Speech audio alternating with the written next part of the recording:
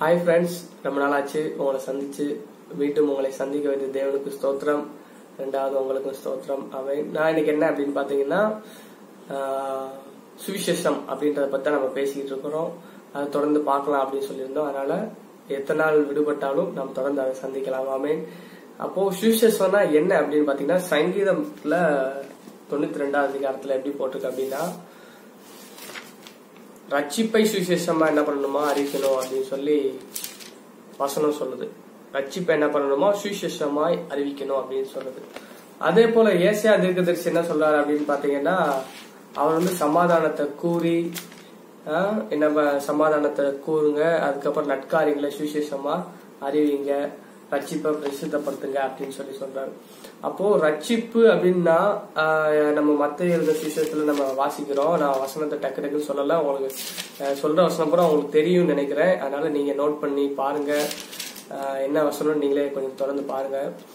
மத்திய எழுத சுவிசேஷம் 1ஆம் அதிகாரத்துல 21வது வசனத்துல வசனம் எப்படின்னு பாத்தீங்கன்னா, இயேசு என பெயரிடுவார்கள். அதுக்கப்புறம் பாருங்க, ஏனெனில் அவர் தமது ஜனங்களின் பாவங்களை நீக்கி ரட்சிப்பார் என்றார். அப்போ பாவங்களை நீக்கி அவர்களை ரட்சிப்பு அப்படின்னும் போது காப்பாற்றக்கூடிய ஒரு இதைத்தான் சொல்றாங்க. ரட்சிப்பு அப்படின்னா காப்பாற்றுதல். எதுல இருந்து? பாவத்துல இருந்து, சாபத்துல இருந்து, சரீர விடுதலையில இருந்து, நோய், இப்படி ஒவ்வொன்றையும் சொல்லலாம். அநேக கஷ்டங்கள், கவலைகள், இதுல இருந்து விடுதலை ஆகிறது தான் விடுதலை ஆகிறத ரட்சிப்பு அப்படின்னு சொல்றாங்க. அந்த ரட்சிப்பை நம்ம உங்களுக்கு இதுல இருந்து விடுதலையை தருகிறார் இயேசு கிறிஸ்து அப்படின்னு சொல்றதுதான் சுவிசேஷம். ஆமென்.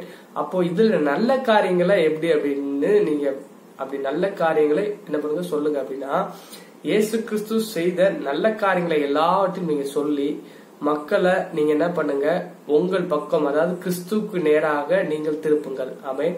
அப்போ இயேசு கிறிஸ்து சொல்றாரு, வருத்தப்பட்டு பாரம் சுமக்கிறவர்களே, அதாவது மத்திய சுவிசேஷம் 11:28 இருக்கு, வருத்தப்பட்டு பாரம் சுமக்கிறவர்களே. நீங்க என்ன சொல்றீங்க அப்படின்னா, உங்களை நீங்க பாக்குற அல்லது நீங்க போகிற கிராமங்கள்லயோ இல்ல நீங்க பாக்குற நபர்களையோ வருத்தப்பட்டுதான் எப்படி கண்டிப்பா ஏதோ ஒரு சூழ்நிலையில உடஞ்சு போயிடும் நிலைமையிலதான் கண்டிப்பாக இருப்பார்கள். அப்படி இருக்கிறவங்களதான் நீங்களும் தேடி போவீங்க. ஒரு வசதியா இருக்கிறவங்களை நீங்க தேடி போனாலும் ஏதாவது ஒரு சின்ன ஒரு வருத்தம் இருக்கும். அது என்ன அப்படின்னு பாத்தீங்கன்னா, அந்த பாவத்தினுடைய விளைவுனால ஏதோ ஒரு காரணம் நிச்சயமாக இருக்கும்.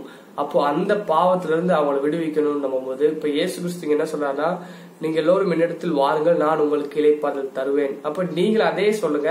இயேசு கிறிஸ்து சொன்னாரு, வருத்தப்பட்டு பாரம் சுகலாம் என்கிட்ட வந்தா சுகம் கொடுப்பேன், இளைப்பாறுதல் தருவேன்றாரு. அப்படின்னா நீங்க அதே போல இளைப்பாறுதல் தருகிற தேவன் இடத்துல நீங்க வந்தீங்கன்னா உங்களுக்கு இளைப்பாறுதல் உண்டாகும் அப்படின்னு சொல்லி நீங்க தாராளமாக சொல்லலாம்.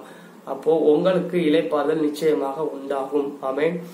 இது அநேகருக்கு, அதாவது இது முதல்ல ஊழியர்களுக்காக போட்ட பதிவு. இப்போ சாதாரண மக்கள் பார்க்கக்கூடிய மக்களுக்கு சாதாரணமாக சொல்றேன். இயேசு கிறிஸ்துவின் இடத்துல நீங்க வாங்க. அவர் ரட்சிப்பு அப்படின்னு சொல்லி ரட்சிக்கிறதுக்காக இந்த உலகத்துக்கு வந்திருக்கிறாரு. என்னத்துக்காக ரட்சிக்கிறாரு அப்படின்னு பாத்தீங்கன்னா, பாவத்துல இருந்தும் சாபத்துல இருந்தும் ஒரு மனுஷன் கடன் இல்லாத ஒரு வாழ்க்கை அவன் வாழ்ந்தாலும், இல்ல ஒரு மனுஷன் வியாதி இல்லாத ஒரு வாழ்க்கை வாழ்ந்தாலும், ஒரு மனுஷன், ஏன்னா அநேக பதிவுகளை பார்க்கும்போது அநேக பேர் இப்ப பணக்காரங்க இருக்காங்க, அப்ப அவங்க சர்ச்சுக்கு வந்தா நீங்க என்னத்த சொல்லி கொடுப்பீங்க அப்படின்னு அநேகருடைய கேள்விகள் அப்படி இருக்கிறது. இது ஊழியக்காரருடைய கேள்வியாகவும் இருக்குது, ஊழியத்தை நடத்துகிற சபை போதர்களுடைய மகன் பிள்ளைகள், அந்த மாதிரி தாராளமாக நீங்க சொல்லலாம். இயேசு கிறிஸ்துவத்துல பரிபூர்ண சுகம் இருந்துச்சு. இயேசு கிறிஸ்து எங்கேயுமே வியாதி படல. இயேசு கிறிஸ்து எங்கேயுமே என்ன சொல்றது, யார்கிட்டயும் கையேந்தி கஷ்டத்துக்காகவோ இல்ல ஏதோ ஒரு உதவின்னு சொல்லி, அதாவது நான் என்ன சொல்றேன்னா, நம்ம எப்படி சொல்றது, ஒரு தேவைக்காக போய் அவர் எதுக்கும் போய் நின்னது கிடையாது. அப்போ அதே போல பூரணப்பட்ட மனுஷர்கள் தான் நீங்களும் நானும். ஏன்னா நம்ம அவர் மூலமாக ரட்சிக்கப்பட்டிருக்கோம். நீங்க ரட்சிக்கப்படல அப்படின்னா நிச்சயமாக உங்களுக்காகவும் அவர் சிலுவையிலே ரத்தம் சிந்திருக்கிறார். அவர் சொல்றாரு, நீங்க வருத்தப்பட்டு நீங்க பாரம் சுமந்து கொண்டு, அதாவது உங்களுடைய கஷ்டங்கள், நோய், இல்ல உங்க வீட்டுல யாருக்காவது ஏதாவது முடியாம இருந்தாலும் அவர் இளைப்பாறுதல் தருவார் உங்களுடைய காரியங்களை குறித்து. ஏன்னா நீங்க உங்களுடைய கவலைகளை எல்லாம் அவர் மேல நீங்க வச்சுட்டு நீங்க நிம்மதியா இருங்க. அவர் உங்கள் கவலைகளுக்கு எல்லாம் பதில் கொடுக்க வல்லவராக இருக்கிறார். ஆமென்.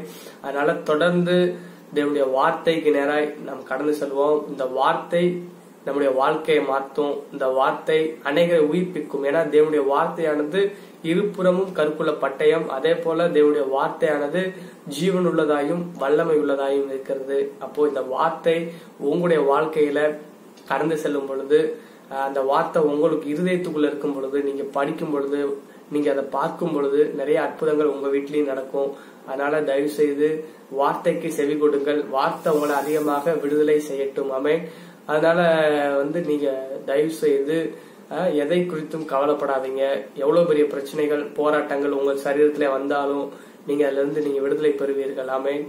கடந்த ஒரு 3-4 நாளா நான் வீடியோ போடல. ஏன் அப்படின்னு பாத்தீங்கன்னா, எனக்கும் சரீரத்துல ஒரு காய்ச்சல். நானும் பெருமையா சொல்லிட்டு இருந்தேன், ஒரு 3.5 வருஷமா எந்த ஒரு காய்ச்சல், எந்த ஒரு தலைவலி எதுவும் வரல. அப்படி வந்தாலும் ஒரு நாளுக்குள்ள போயிடும் அப்படின்னா, அந்த 3 நாள் சரியான ஒரு எப்படி சொல்றது, ஒரு பெரிய ஒரு போராட்டம் மாதிரி. ஆனா அதன் மத்தியில் இருக்கும் பொழுது நான் மாத்திரை மருந்து சாப்பிடக்கூடாதுன்னு போதிக்கிற நானே சாப்பிட்டா எப்படி இருக்கும் அப்படின்றனால சாப்பிடவே இல்லை.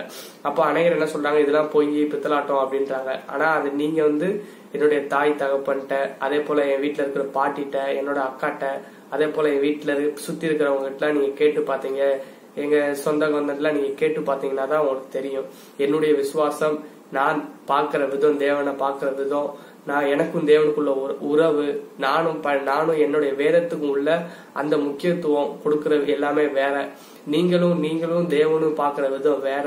நீங்க தேவனிடத்துல வைக்கிற விசுவாசம் வேற. அதனால உங்களுடைய விசுவாசம் அளவை நீங்க கூட்டுங்க.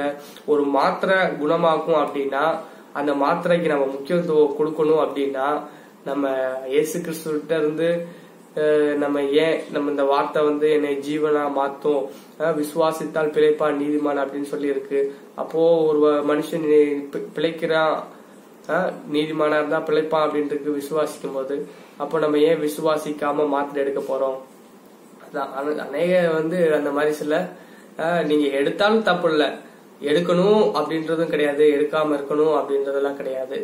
நீங்க எடுக்காம இருந்து அவர் மேல நீங்க முழு நம்பிக்கை நீங்க வச்சீங்க அப்படின்னா நிச்சயமாக அதுல ஒரு ஜெயம் உண்டு. அநேகர் மாத்திரையை நீங்க தவிர்த்து சாதாரணமாக நீங்க சாப்பிடறதுல இருந்து, இப்ப நான் ரொம்ப சளி காய்ச்சல் இருமல் இருக்கும் போது எல்லாரும் சொன்னது, சாதாரணமா தண்ணி வச்சு குடிங்க, அது சாப்பிடுங்க, இது சாப்பிடுங்க அப்படி இப்படின்னாங்க. ஆனா எனக்கு என்ன பிடிச்சிச்சோ அதை நான் தயிர் ஊத்தி சாப்பாடு நல்லா கஞ்சி மாதிரி வச்சாங்க, தயிர் வேணும் அப்படின்னு. தயிர் சாப்பிட்டா சளி பிடிக்கும், எனக்கு தயிர் தான் வேணும். அப்போ நம்மளுடைய பிடிச்சதை நம்ம சாப்பிடும் போது நம்மளுக்கு உடல்ல என்ன பண்ணுது, சுகம் தானாகவே உண்டாகுது.